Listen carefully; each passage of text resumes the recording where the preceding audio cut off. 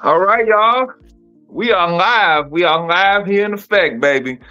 Your boy Manny, your boy Shad, and we got Herb in the building here. We What up? are the Southside podcast in effect. Man, fellas, I'm gonna say 4 in a row, baby. 4 in a row. Hey, like the sign of that. Man, Bears are going. It's winning streaks. We keep winning. Hey, it's not about how you win. It's hey, if you won the game. We we played the Saints yesterday. Had a 26-14 victory. Defense was dominant, especially in that first half. It was up 20 to zip at one point. Um, Offense had our running game. Our running game was with DeAndre Swift, man. Game ball, DeAndre Swift, 124 yards, 19 carries, 124 yards to the TD. Manungai had 81 yards, 13 carries with a TD. Rushing game was on it. Caleb, pedestrian game, not great. And he said himself after the game. He said, I didn't play well, and we expect Caleb to, bounce back next week, but really just average, game. Only got sacked one time, which is, that's good. We don't his sack numbers are going less and less, which is a good thing. But yeah, as far as the defense, man, we had Montez Sweat. Montez Sweat finally proved something. I'm like, thank you, Montez Sweat. We need the test effect coming back in there. Um, Kyler Gordon had a good game. Brisker coming in with some sacks. Man, all around good effort. And let me hear you guys' thoughts about what y'all saw yesterday. Let's start with you, Shad. I'm not that geek, man. I'm glad we got the dub. We I'm back, baby. Come on, you gotta be geek. We back. Man, coming into the game, we was 10th overall offense, averaging 25 points a game, and we got 26 this week against a pedestrian ass defense. I'm not impressed. The standard needs to be real up there, and I'm gonna be the one to do it. Damn it. No, look, okay. I'm not gonna completely dump on the boys in blue. 200 yards on the ground is always something you want to scratch your chest on. Defense taking away the ball again multiple times in the game for 4 straight weeks is something that you haven't seen since Lovie Smith had a whistle. So you got to give them kudos to that. Kevin Byard should have had another INT, but you had friendly fire from your boy Wright, and that's another conversation if you're talking about defensive backs this week. But you talked about the defensive front, impressive in terms of being able to get pressure when it was necessary. They only had one hiccup towards the end of the first half when they let Olave get open down the seams for easy catches in my point blank, and it just shouldn't happen at all. But overall, I mean, I take this game away being a head coaching win, a coaching staff victory, because your top players did not perform to their best, in my opinion, and the coaching staff did was what was required in terms of execute or setting up a game plan for you to leave your home turf with a victory. So salute to Ben Johnson and his staff this week. Yeah, I know that people are kind of upset or dismayed of how Caleb Williams in the passing game looked yesterday. But just like Shad just said, like football is the ultimate team sport, as everybody knows. And if that's not cooking, you gotta get something else cooking. They found something last week with the Washington game where they exposed the number one run defense in Washington Commanders, and they gave them hell, 7.7 yards per rush for DeAndre Swift last week. I think about 6.8 this week. You also got Kyle Manungai getting off. So the offensive line was showing you propensity to run the ball. Ben leaned on that. He saw that Caleb wasn't that guy yesterday with the a lot of procedural moves, him in the center not coming together on the snaps. So they worked a plan on offense to run the ball. And on defense, I think you got Dennis Allen masterclass because what he did against his former team is pretty much shut them down except for the 2 Olave touchdowns. That offense wasn't anything, and you saw Dennis Allen bring in blitzes with Jaquan Brisker, with Kyler Gordon, getting home by Montez Sweat, Dominique Robinson. A lot of those players just doing exactly what Dennis Allen wanted them to do and made Spencer Rattler look exactly who he is. Spencer Rattler throwing 3 interceptions, which I don't think he had thrown many interceptions this year, but could have had that 4th one, as you said, Shad, like the friendly fire with Wright and Byard. They're both trying to get their 2nd interception of the game. And so you get good defense, and the turnovers, they continue to produce them. 4 takeaways this week, after 3 last week, after 3 the week before. This team, as Ben said in his speech last week, is like, these are not lucky. You preach them like Lovey did. You put it into the atmosphere. You say, this is what we're doing. We're taking the ball away from these people. And they put it into the minds of the players, and they're like, okay, let's take the ball away from the other team. And they successfully do. It's not a fluke. This is what they do now. Spencer Rattler only had 1 INT coming into this week. I'm talking about a dude who's 67% of his passes for completions. That horizontal game got completely nuked when those safeties start coming downhill and bringing the lumber. So I think you got to give credit to that secondary. You know, when Jalen Johnson went down, everybody had to look around and figure out what the hell was going on. And I believe Tyrese Stevenson left the game with an injury.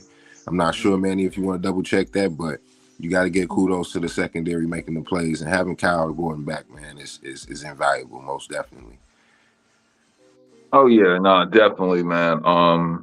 Yeah, he did leave the game. I mean, I'll come up with that in the I'll come up with, see if I can find something about that. But yeah, so like as far as like, you know, let's talk about a little bit about the defense. You think now Dennis Allen really, you think the players like kind of embodied his, you know, his style, or like is he really giving a, you know, like a good just impact on this team overall than, you know, past defensive coaches that we had? Yeah, I mean, I just feel like he's working to the players that he has. You could see kind of Kevin Byard is a different player than he was last year, more of the ball hawking safety that he was in Tennessee. And so he's come alive. Brisker, while had risky moments and kind of sometimes where he's a little erratic, he seems like he's a little bit better. Even though Nashawn Wright gets toast sometimes, he's a backup player and looks a decent enough guy. So when you do have Jalen Johnson come back, you could say, okay, we got something here in this Nashawn Wright, because he's a ball hawk. I mean, the pick 6 versus the Vikings, this one, the athletic pick that he had yesterday, you could tell that, like, yeah, he gets toast sometimes, but as a young player, I think he'll learn. And what Al Harris is doing, that the defensive backs coach, is very valuable. I think Dennis Allen is bringing exactly what he needs to the Bears. Pressure on the cornerbacks when he needs to, like that blitz package that he brings up with a Brisker or Kyler Gordon, sometimes Tyreek Stevenson, those things that we haven't seen as a Bears fan in a long time. It's the corner blitzes and bringing in the nickel blitz. Those things are mixing those things up are really nice. Even on the interception by who was it at the end of the game? Was it Tremaine Edwards? It was Tremaine Edmonds. Yep. Saw I think it was Javon Dexter Senior. He was in coverage. He was in two deep zone, and he was underneath that, and he tipped the ball, and then they got the interception. So like he's bringing different looks for these offenses to go against, not just that standard Tampa 2, not your standard 4-2-5. He's bringing different looks with a cover 1, cover 2, empty sometimes. He gets the offensive coordinator fits by what he's bringing to the table, and to hold that team to 14 points, only 2 good Chris Olave touchdowns. Hey, I'll take that, man. I'll take that every day, because that offense, while not great, can be explosive. No, definitely kudos to D. Allen, man. I think it was a point to prove from the standpoint that that organization let him go, and this is the game that you know because this is where it reflects a former head coach being your coordinator now. for situational points in the game, he dials up the right play. He puts his players in the right position. This is what you want from your coordinators, utilizing the talent that you do have at its maximum ability. Seeing Javon Dexter moving around, not only dropping in coverage, but playing some defensive ends. Thank you with Shamar Turner. Sorry about that, y'all. Sorry. No problem at all. Bringing in. No, go ahead, Shad. Finish your point.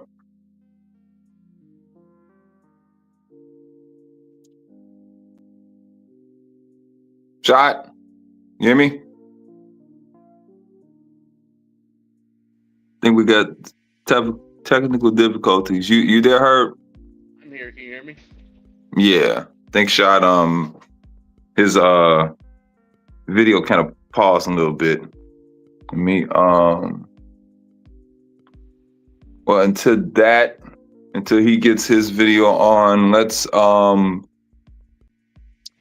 kind of look at right now, like we got an upcoming game. Herb, yep. It's a big one. Yeah, I honestly I think it's a big one as far as for us as this will be a good testament for the whole team, especially the defense. We got Baltimore. We're going to be at Baltimore. Baltimore right now, they're just coming off their bye. So, and Lamar Jackson is coming back. And let's see, what do you expect? What is your maybe predictions, or what do you expect coming for the Bears coming into Baltimore? How that game would turn out?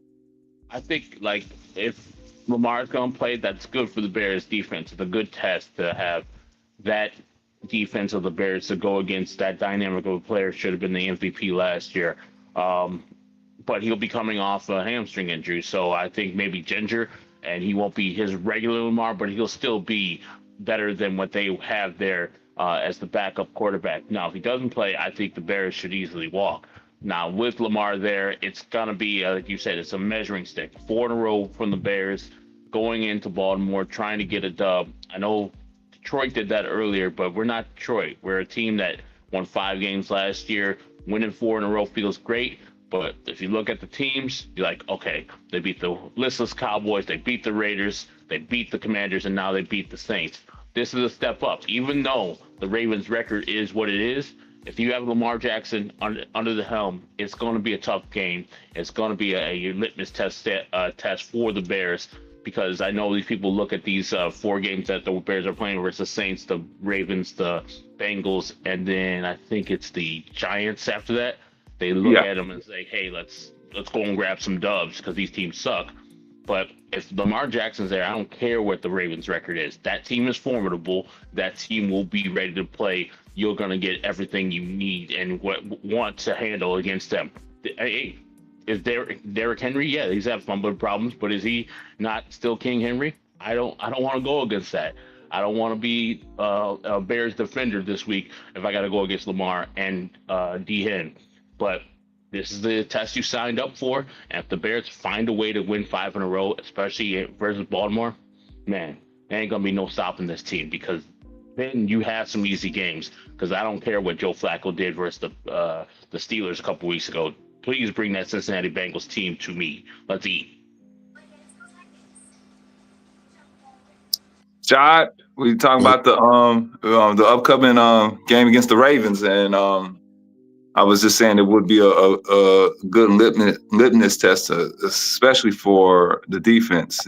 Since Lamar's coming back, and you got that explosive offense with him, Derrick Henry, the receiver Flowers. So yeah, man. What are your thoughts on the upcoming game against the Ravens, and what do you expect out of the team in general? Couple weeks back, Herb pointed out that the Ravens were the most disappointing team in the NFL at that point. I think through 3 or 4 weeks of football. With injuries now, they're depleted on both units, offense and defense. Question marks towards the head coach as he outstayed his welcome.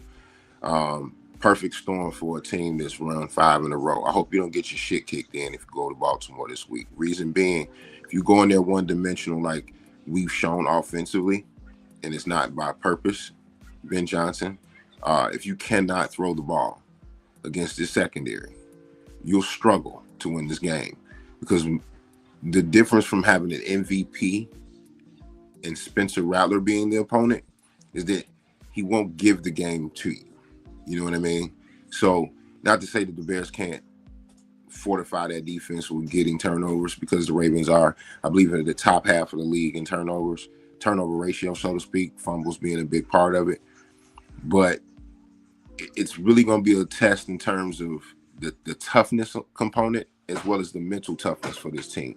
I think Caleb not pressing and wanting to have a good game is going to lead him to having a good game, if that makes any sense. Because I think going into the road, the pressure is going to be on him to have a bounce back game and kind of carry the water this week.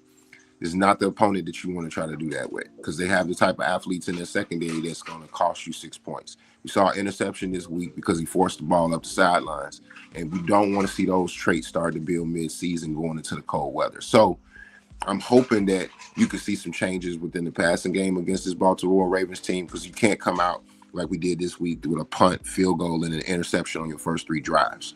You have to come out and get points, and got to get them early, so that way your defense isn't playing with that sense of urgency through the middle parts of the game where you can have lapses. And we've seen the Bears keep teams around instead of putting their foot on the necks. Last 2 weeks, they should have had 40 points, like legitimately, against the Commanders and against the Saints. You could have easily seen that game go out of hand. 20 points in the first half could have been mirrored in the second. I just want to see them expound on the things that they've been successful with, and maybe utilize the fact that on tape now, the Bears have a run game, and we can execute some play actions and hit some shot plays this week. Okay. All right. No, definitely. I think this should be, that we're on the road. We're going to be on the road for at least the next 2 weeks with them and with the Ravens and the Bengals. I feel like the Bears, this momentum that we're having, and it will carry over. Lamar will be a handful. You know what I mean? I know he's coming back from that injury, but still, you always gotta have that mindset. He's Lamar Jackson. He's that MVP. You know what I mean? So Bears gonna bring it. I want to go to some other games. Did you guys see that Denver and Giants game? I didn't see it, but I got to see the ending of it. I got to see the highlights of it. That's amazing. If you, how can you be up? What was it? 19 is zip at the end of the beginning of the fourth. 26-8 with about 5 minutes left, and you lose the game. They are who we thought they were. Only team in history to lose a game when they're up 18 with like 6 minutes to go. Like, yeah, that's Giants football right there. I know we as Bears fans could feel that because we've had our share of losses. I don't think we've had that loss yet. I hope we never have that loss. If we're up by 18 with 6 minutes to go and lose that game, man, I couldn't imagine Giants fans today just like lighting up the airways with podcasts and all their radio shows are just on fire, going to work just angry as hell. You see how happy we are today. We're like, yeah, it wasn't a great game, but hell, we won. I could not imagine having an 18-point lead and then at the end of the day, like I would, if I had an 18-point lead, if the Bears had an 18-point lead and everything was looking good the whole day, I would have probably maybe turned the TV off and gone to some other things. I come back to the TV and see that they lost, man, that TV would no longer be alive. I would have to break that TV. Who's Giants coach? Brian Dable? Is that his name? Okay. Yep. Yeah. After something like that, you need to be fired. That's a Matt Eberflus type of loss right there. That 33 points in the fourth quarter. Come on, man. 33 points in the fourth quarter, and He had been then shutting them out the your whole game. quarterback, your Jackson Dart, he at least when they got down 26 to I think it was like 26 to 30. This man came back and got a touchdown. They got the lead back again. Then the kicker. Oh yeah, I forgot about that. The kicker missed 2 extra points or 2 or 3 extra points. That kicker needs to go too. Come on now. It's that's just downright horrible. Shad, what are your thoughts? I didn't catch too much of the game, man. I was a little bit more focused on the division opponents, man. Minnesota dropped them at home to Philly. That was something I was keeping an eye on. You know, Jalen Hurts had a big game up in Minnesota, putting another L in their box, and then Arizona had an opportunity to beat Green Bay. But Green Bay got lucky in the fourth quarter, and they pulled it out. So, you know, look at the Packers still being at the top of the division. But just looking around the conference, man, I mean, you know, even though the Giants gave that away, they're probably the youngest team in the conference, man. I'm not expecting them to have playoff, you know, level ambitions in any capacity. And I don't think the head coach is going to be there for a long period of time. I can easily see them going for a new hire, somebody this offseason. But, you know, I look around and I ask myself what teams potentially could be on the same tier as the Bears. And I'm struggling to find one. I'm struggling to find one. San Francisco beats Atlanta last week. Atlanta looked impressive, vice versa. The Commanders, who just barely got beat by the Bears, lost by 22 points to the Cowboys. You know what I mean? Who kicked their ass. So it's like I'm trying to figure it out in the conference right now to kind of set the tiers up as the weather starts to change, man. And I know it's hard to outlook things like that, especially when you're playing AFC teams, when you're talking about the Ravens, the Bengals, and the Browns. I want this team to figure out who they're going to be once they start playing in the division. Because that's what Ben Johnson was brought here to be the difference maker, to be the missing ingredient for the Bears being able to win the North. And looking at the division is very winnable. Very winnable. Yeah. So I'm just keeping my eyes squared on the NFC North right now, man, and trying to see where the Bears stack up. Yeah, right now the Bears. Let's just say we're looking at a playoff picture. I think it's 7 teams can make it in the playoffs in the NFL, correct? So yeah, right now the Bears are in a 3-way tie with Seattle and Detroit for those last spots in the NFC. So, and we'll see. We got the Lions. They're playing Tampa Bay tonight. Tampa Bay, pretty much the best team in the NFC right now, and that's gonna be a good game. I don't know if you guys want to touch on that. The Lions in Tampa, but Herb.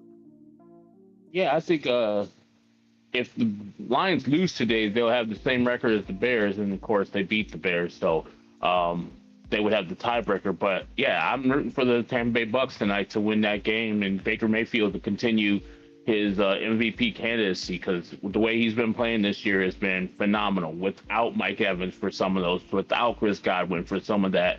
I mean, Emeka Ibuka was out last week, and he finds Tez Johnson instead.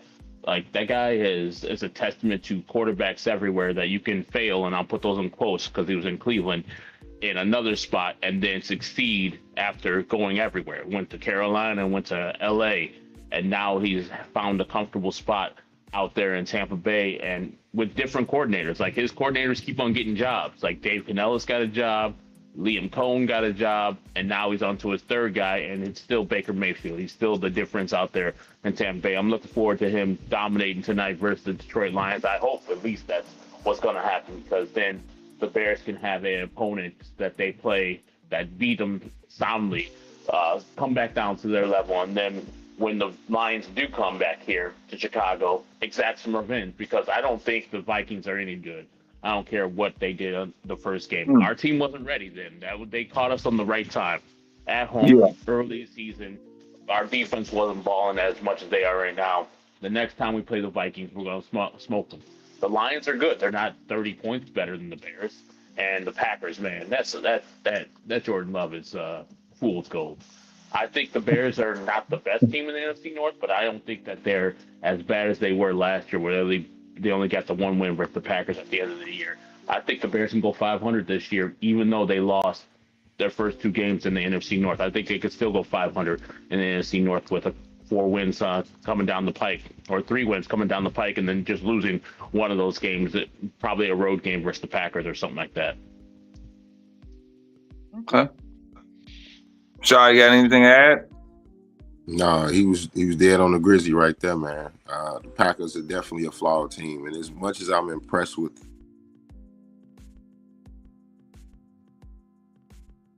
Uh-oh. Shad paused a little bit again. It's all good. It's all good. We're gonna get back. We gonna. Yeah, man. The phone. You back, Shad? Well, good about I'm not. Yeah, the signal, Shad, is your signal.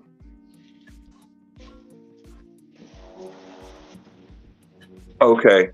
Me try something else. Yeah, well, I'll piggyback.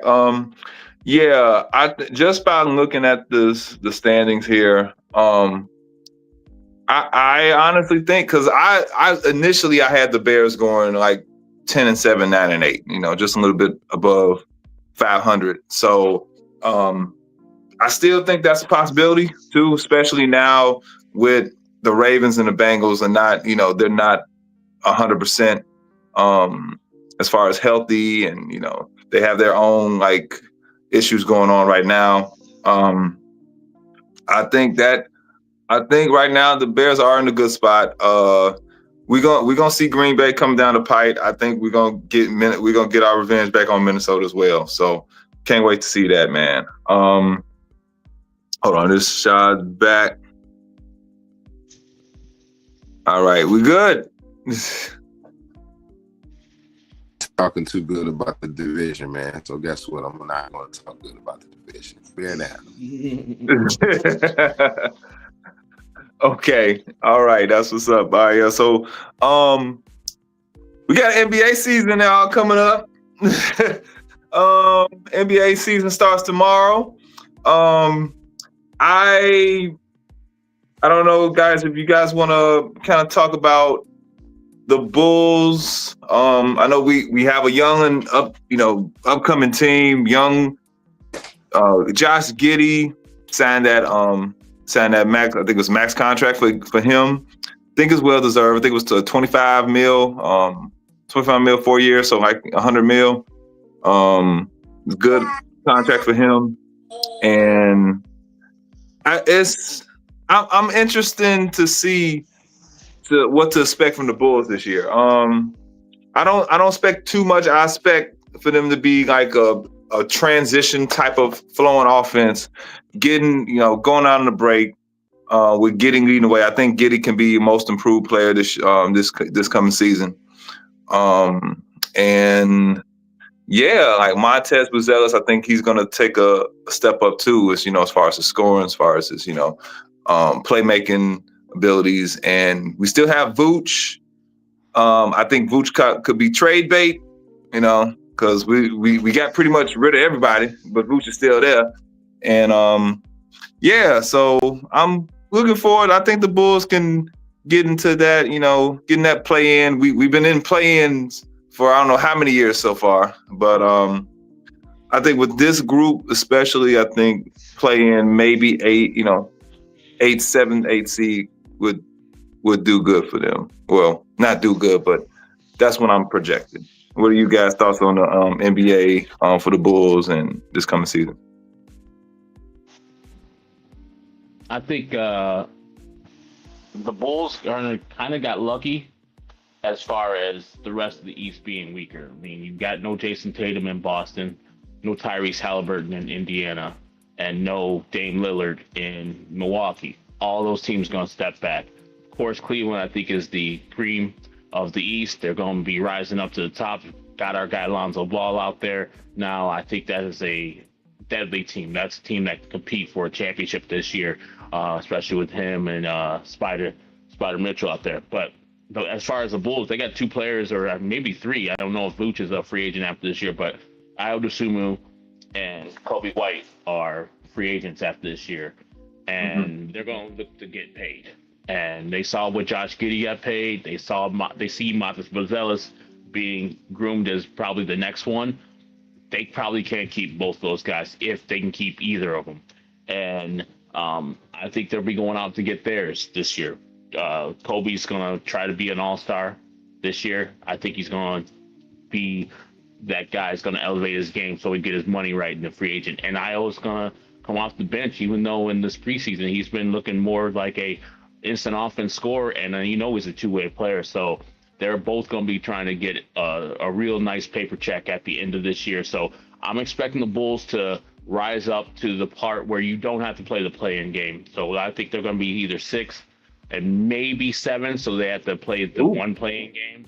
But that's because everybody else is coming back down to their level, not necessarily the Bulls being elevated to some level where they're actually a contender in the East. And I think that you're going to see some victory laps taken by AK and ME saying, oh yeah, see, we're a playoff team. And once they get bounced in the first round, it's going to be all the same thing. This Bulls machine is just like the White Sox machine, which is just like what the Bears machine used to be. Just happy to be mediocre. And if they get anything better than mediocre, they start saying, hey, I told you so. It frustrates me because they know they're owned by the same people, Reinsdorf for the Bulls and the White Sox, and they operate in similar fashions, and it's so frustrating. Instead of just going out and getting an actual good player or drafting good players, they get these second tier, third tier guys and act like, oh, here we are, we're ready to compete. We know they're never going to win with this assembled roster they got right now. Their plan should have been to tank and get somebody much better. Matas Buzelis is going to be all right, but he ain't going to be a superstar. Josh Giddey's going to be all right, but he's not going to be a superstar. And they're going to get rid of either Kobe or Vooch or Ayo, and then they got to start right back. I think bottoming out would have been right, but now they're just stuck with these players. They're going to just be a mediocre, middling team in NBA hell for years to come. I really don't want to say anything after what Herb said because it was chef's kiss, man. I mean, because the thing is, when Reinsdorf is at the top of the organization chain, it's very difficult to see a vision leading to championships.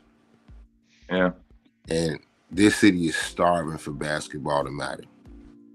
I look around the NBA, and this is the year that the East is so winnable that it's a disgrace that we don't have a top 10 player in the conference.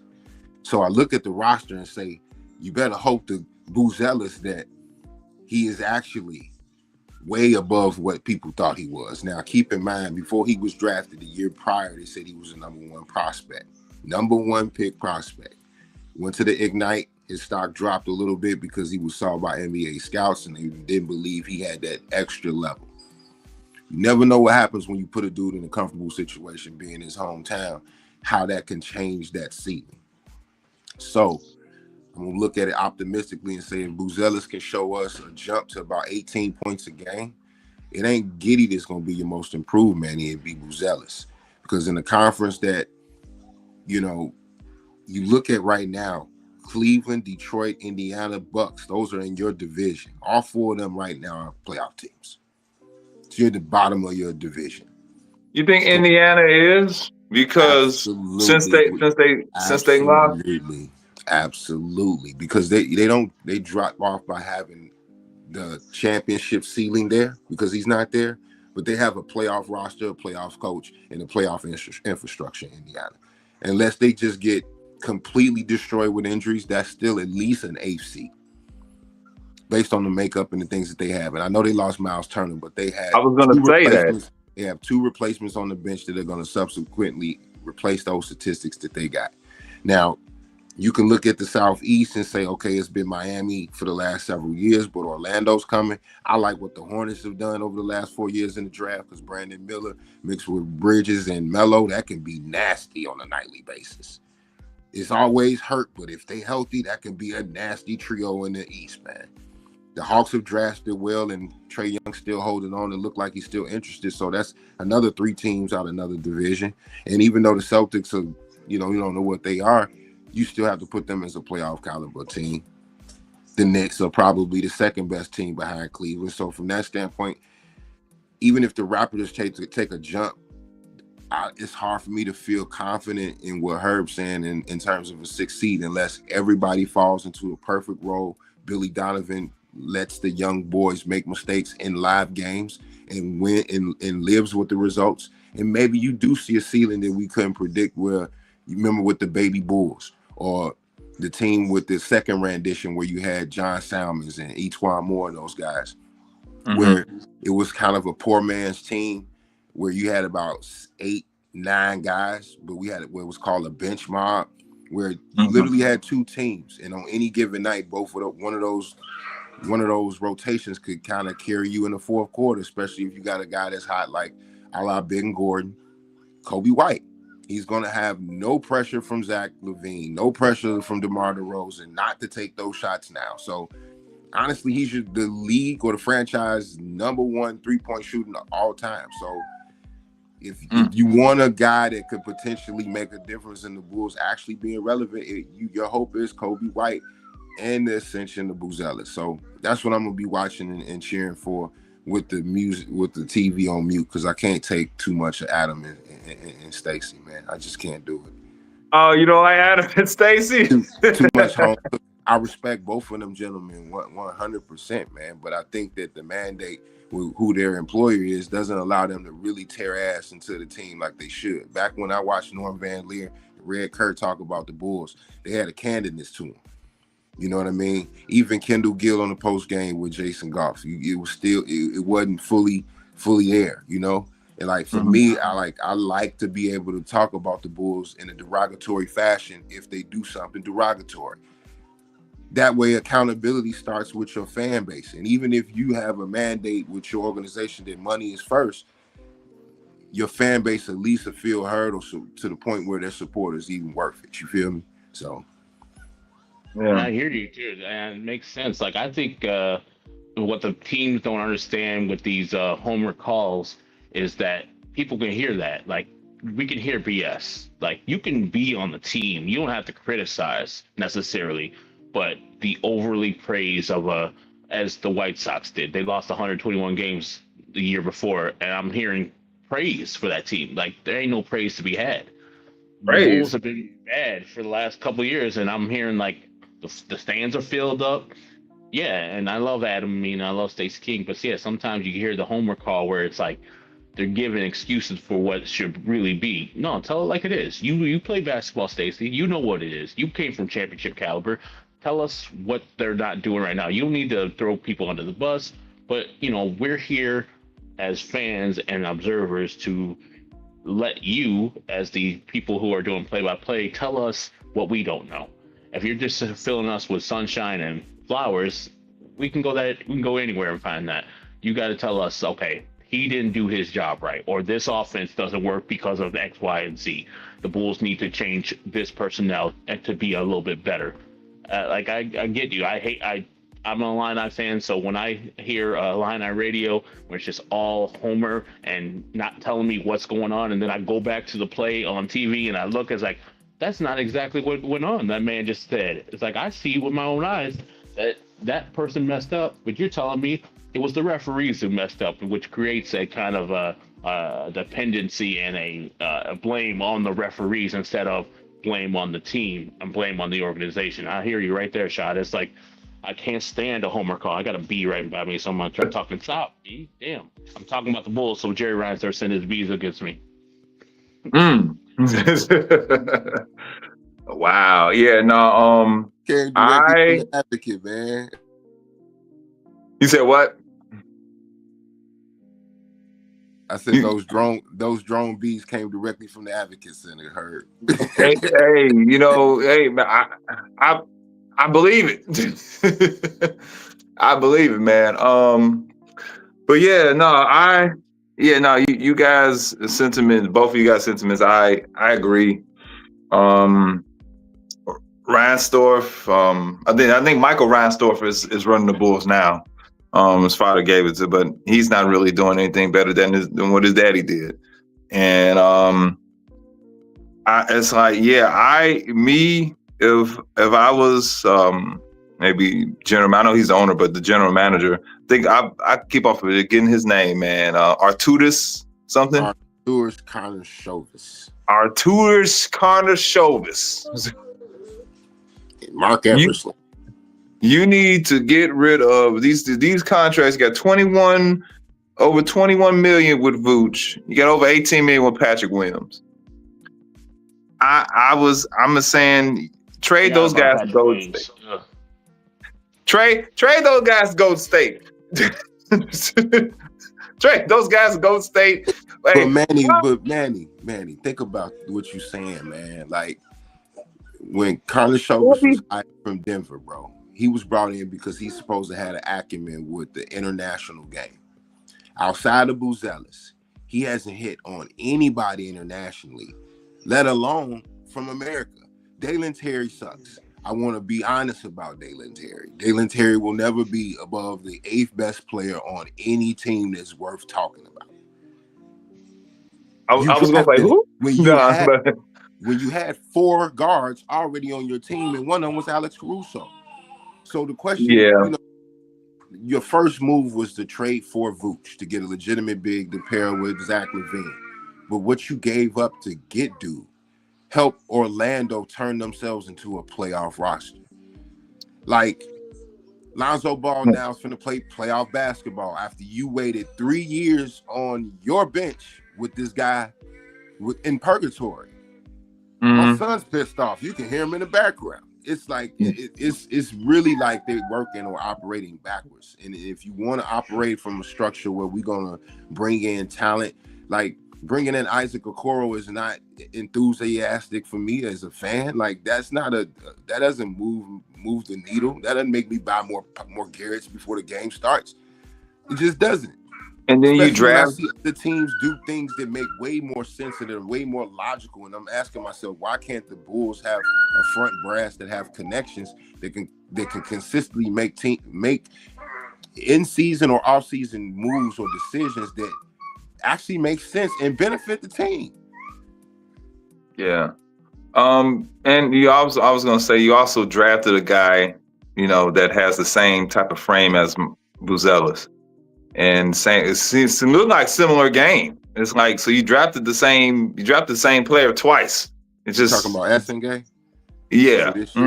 Noah Essengate. Yeah. Same player. Just 3 years younger. And I'm looking at this roster. I don't see first of all, I don't see no one over 7 foot. So, okay.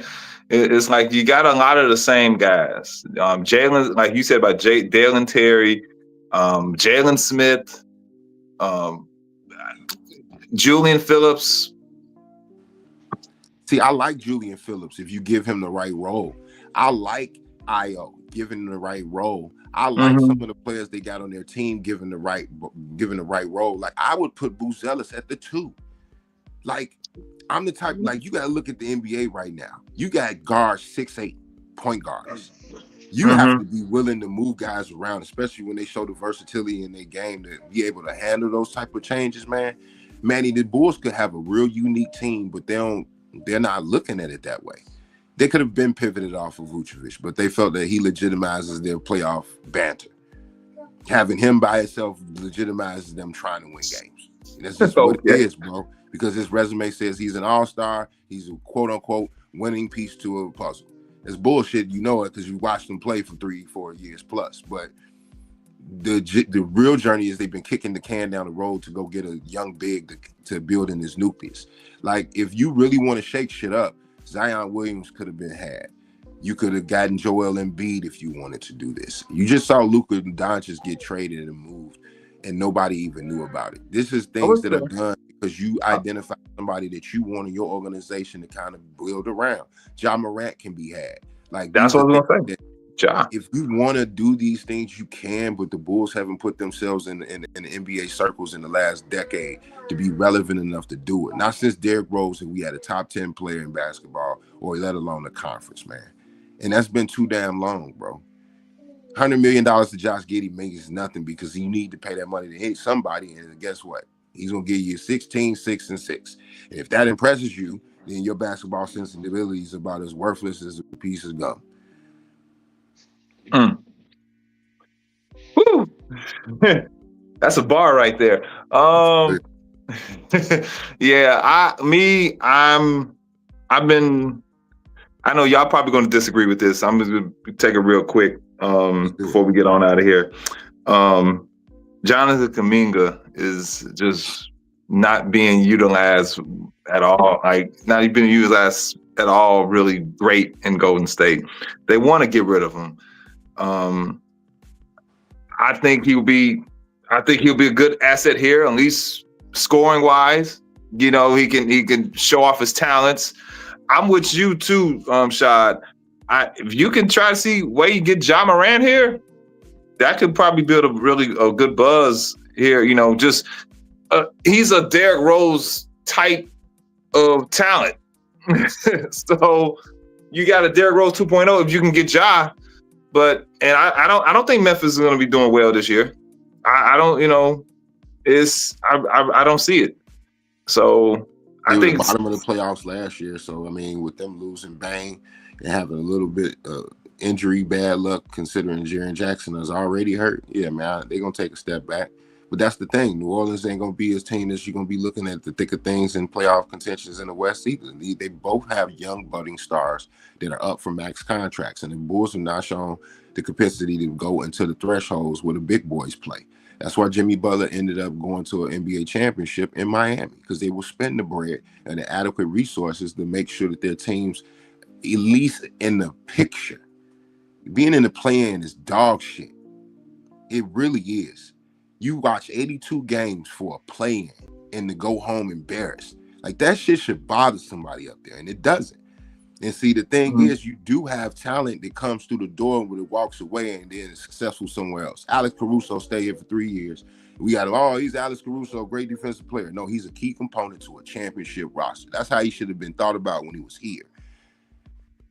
Billy Donovan's a Hall of Fame coach, but a lot of that was in college. So what point do you think that the evaluation your head coach needs to change because his eyes aren't seeing what's required for him to make the proper changes in his rotations game to game? He has 6 guys behind him with gray shirts on. I'm sure that they got differences of opinions, but you're not seeing anything different in terms of the style of play until last year they decided to shoot more threes, play more up-tempo. Man, they've been doing that for a decade. I don't know who's been watching basketball over there at the Advocate, but that shit ain't new. Play faster, shoot more threes. But the profile of your team doesn't change. So how does that make sense? You get what I'm saying? So I would rather have a superstar in my building and trust the process in terms of building around that superstar. Because that's how the NBA has been ran for the last, 40 years. So Chicago deserves a star, man. And as much as I could support Kobe and Buzelis being maybe all-stars, ain't neither one of them a top 10 type player, bro. Not on their best role player. Herb, you wanna like quickly add to that, and we can we'll start wrapping up. No, he said exactly needed to be said perfectly. No more I can add. Okay, Stu. Well, on that note, man, fellas, I appreciate you coming on this live again, man. Big ups to both of you, man. So let's see what's gonna happen next week on this Bears and Ravens, and we'll be back next week, man. So until then, it's boy Manny, Shad, Herb, with the Southside podcast, bro. Peace out.